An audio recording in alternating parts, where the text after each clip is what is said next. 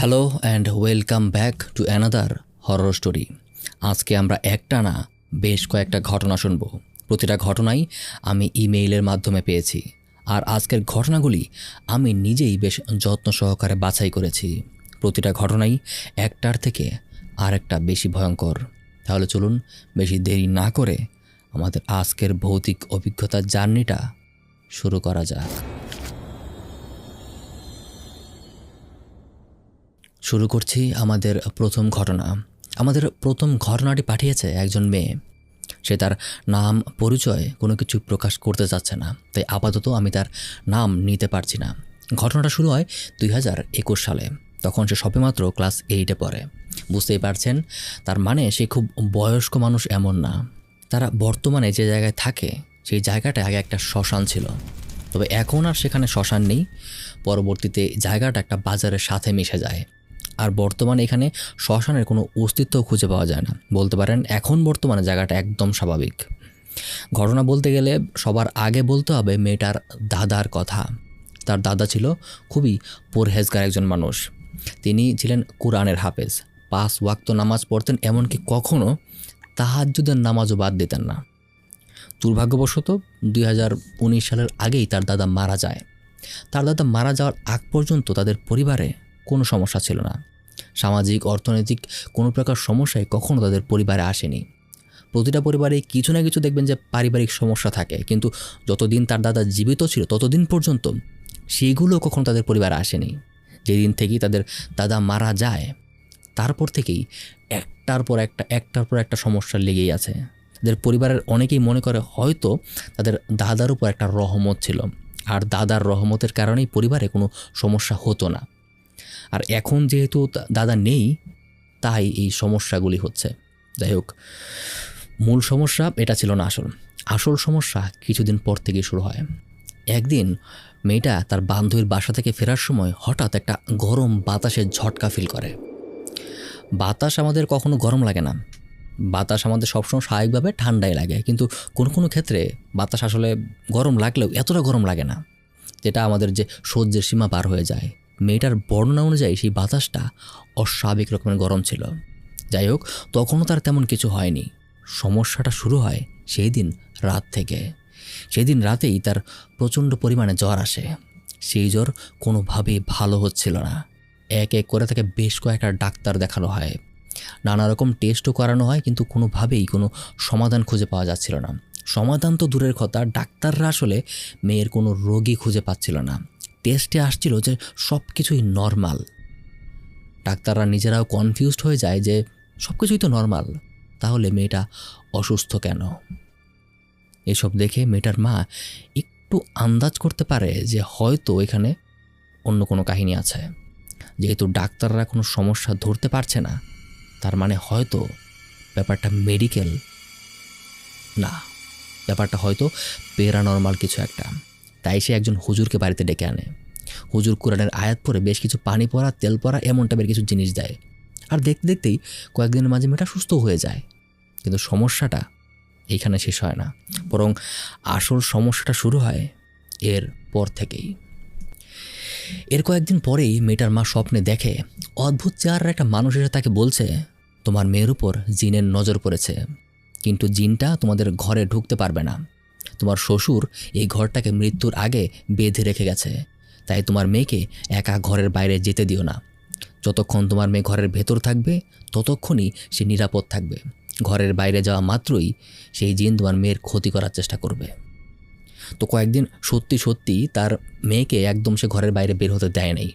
এভাবেই বেশ কয়েকদিন চলে যায়।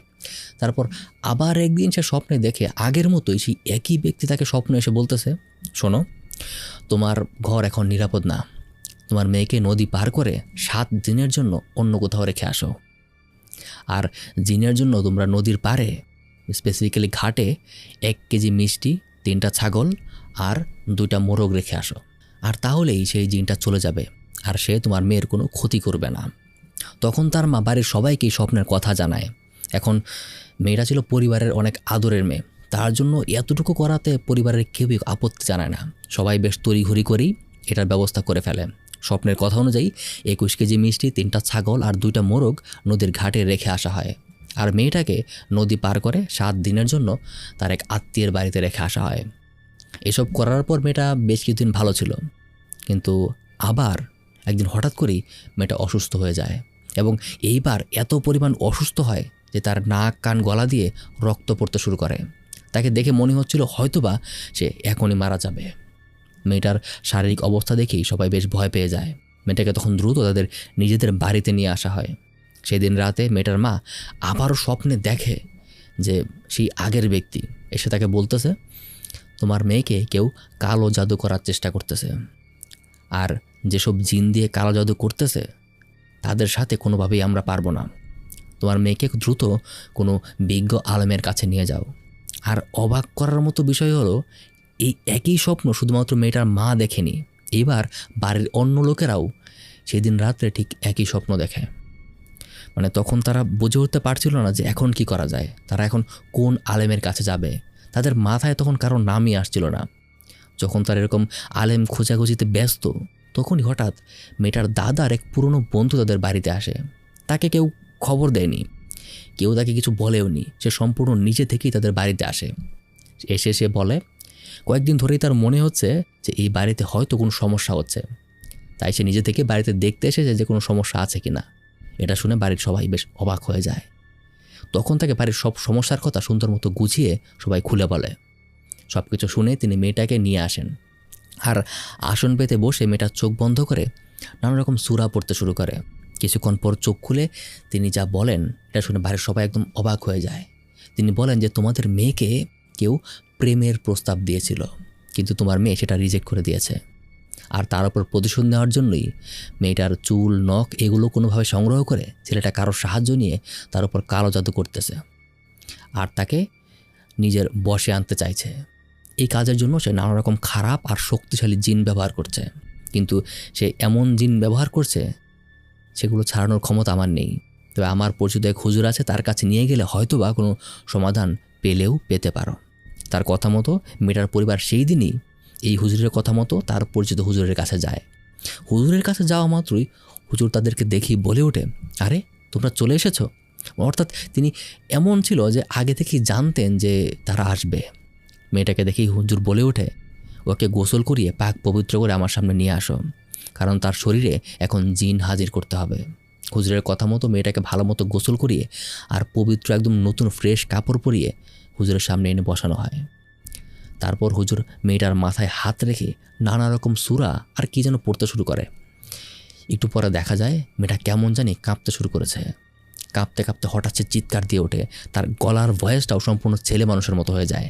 সে চিৎকার করে বলতে শুরু করে, না আমি কোনোভাবেই ওকে ছাড়বো না, আমি ওকে ছাড়তে পারবো না, তোর যা মন চায় কর, কিন্তু মেয়েটা আমার বশে থাকবে, নয়তো মেয়েটা মরে যাবে।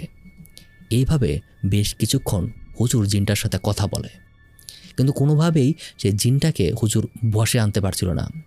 তারপর হুজুর তার রিচুয়াল বন্ধ করে দিয়ে সবাইকে বলে, আপনাদের মেয়ের মাথার চুল নখ এগুলো দিয়ে একটা তাবিজ বানানো হয়েছে, আর তাবিজটা একটা শিং মাছের গলায় সুতো দিয়ে বেঁধে তাকে পানিতে কোথাও ছেড়ে দেওয়া হয়েছে।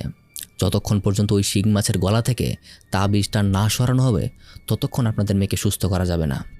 তারপর হুজুর নিজেই তার নিজের কিছু পালা জিন দিয়ে সেই তাবিজটা খোঁজার চেষ্টা করে। জিনেরা নাকি তাকে জানায় যে একটা পরিত্যক্ত কুয়োর মাঝে সেই শিং মাছটাকে পাওয়া যাবে, কিন্তু তারা সেই মাছটাকে তুলতে পারবে না, এটাকে তাদের নিজেদেরই তুলতে হবে। তারপর হুজুর সেই মেয়ের পরিবারকে নিয়ে সত্যি একটা পরিত্যক্ত কুয়োর কাছে যায়, আর তারপর সেই কুয়োর পানি সবটা উঠিয়ে সেখানে সত্যি একটা শিং মাছ পাওয়া যায়, যেটাতে একটা লাল সুতো দিয়ে সেই শিং মাছের বডিতে একটা ছোট্ট পাতলা তাবিজ পেঁচানো ছিল। হুজুর তার সূরা পড়তে পড়তে খুব সাবধানতার সাথে শিং মাছের শরীর থেকে তাবিজটা খুলে আনে। তারপর মেয়েটা কয়েকদিনের মাঝেই একদম স্বাভাবিকভাবেই সুস্থ হয়ে যায়। তবে সবচেয়ে আশ্চর্যজনক ব্যাপার কি জানেন, মেয়েটার গলায় নাকি একটা কালো দাগ হয়ে গেছিল। সেই তাবিজটা মাছের শরীর থেকে খোলার রীতিমতো 10 মিনিটের মাঝেই মেয়েটার গলার কালো দাগটা কিভাবে যেন হাওয়ায় মিলিয়ে যায়। আলহামদুলিল্লাহ, এখন সে বেশ ভালো আছে। এরপর থেকে তার আর কোনো সমস্যা হয়নি, কিন্তু তবুও মাঝে মাঝে মনে হয় হয়তোবা তার আশেপাশে এখনও কেউ আছে। তবে এটাই তেমন কোনো সিরিয়াস সমস্যা না, সে তেমন কোনো আহামরি সমস্যা আর কখনোই ফেস করেনি। তো এই ছিল আজকের প্রথম ঘটনা। আপুটাকে অসংখ্য ধন্যবাদ ঘটনাটা আমাদের সাথে শেয়ার করার জন্য। সে যেহেতু তার নাম প্রকাশ করতে চাইছে না, তাই আমি তার নাম বলতে পারছি না। এবার চলুন আমাদের দ্বিতীয় ঘটনাটা শুরু করা যাক।